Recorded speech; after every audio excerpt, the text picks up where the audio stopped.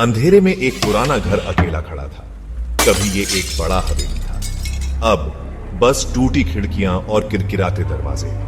दीवारों पर बारिश पड़ रही थी, टूटी खिड़कियों से हवा सीटी बजा रही थी। अंदर हल्की चांदनी में परछाइयां नाच रही थी। समय से भुला दिया गया एक जगह। एक जवान लड़की सारा उसके सामने खड़ी थी, उत्सुकता से खींची हुई। उसने कहानियां सुनी थी, बाथटब गर्ल की फुसफुसाहट। आज रात वो सच्चाई जानने की ठान ली थी। कहानी पुरानी थी, एक ऐसी कहानी जो समय के साथ धुंधली हो गई थी, लेकिन फिर भी लोगों के दिलों में बसी हुई थी। एलिसा डे नाम की एक जवान औरत इस घर में मर गई थी। उसकी सुंदरता और मासूमियत ने सभी को मोहित कर लिया था। अपने बाथटब में डूबी हुई मिली थी। उसकी मौत ने पूरे गांव को हिलाकर रख दिया था। कुछ ने कहा कि यह सुइसाइड था, लेकिन उसकी आंखों में छुपे दर्द ने कुछ और ही कहानी बयां की। दूसरों ने कहा कुछ और भयानक, शायद कोई अज्ञात शक्ति या फिर कोई पुरानी दुश्मनी। उन्होंने एलिसा के भूत के बारे में बात की। गांव के लोग कहते थे कि उसकी आत्मा अभी भी इस घर में भटकती है। कहा कि वो घर में भटकती है, उसकी आत्मा को कभी शांति नहीं मिली, हमेशा के लिए फंसी हुई, सुकून की तलाश में।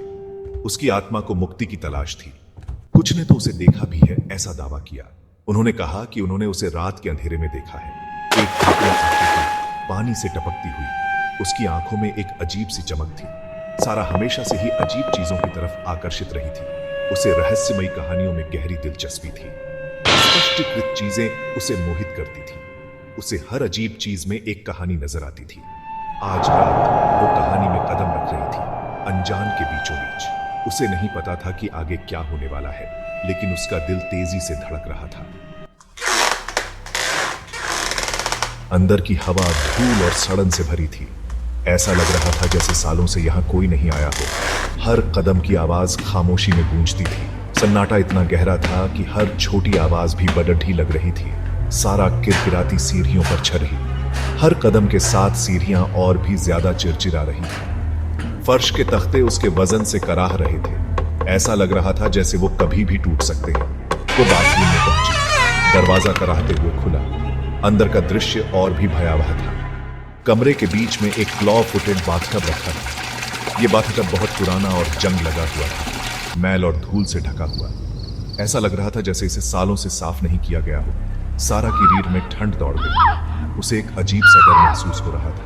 हवा भरी, दमनकारी महसूस हुई। ऐसा लग रहा था जैसे कोई अदृश्य शब्द उसे देख रहा है। तब से एक धीमी गूंज आ रही थी, टपकते पानी की आवाज। यह आवाज और भी डरावनी लग रही थी, या ये बस उसकी कल्पना थी। सारा को समझ नहीं आ रहा था कि यह सब सच है या उसका वहम। अचानक गूंज तेज हो गई, तापमान गिर गया। सारा की सांसें। तब से एक आकृति उभरी, पीली त्वचा, भीगे बाल, निराशा से भरी आंखें। Elisa Day. उसने पानी से टपकता हुआ हाथ बढ़ाया। उसके स्पर्श से सारा की नसों में बर्फ सी दौड़ गई। मेरे साथ आओ, एलिसा फुसफुसाई। उसकी आवाज एक खोखली गूंज। सारा के दिल में दहशत समा गई। वो लड़खड़ा कर पीछे हटी, अपने ही पैरों पर ठोकर मार गई। सारा उठ खड़ी हुई। उसकी सांसें तेज हो रही थीं, दिल की धड़कनें तेज हो गई थीं। उसे बाहर निकलना था, घर से भागना था। हर कोने में अंधेरा और डरावनी खामोशी थी। एलिसा की पकड़ से भागना था। उसकी परछाई हर जगह थी, जैसे वो हर कदम पर उसका पीछा कर रही हो। लेकिन दरवाजा बंद हो गया, ताला लग गया।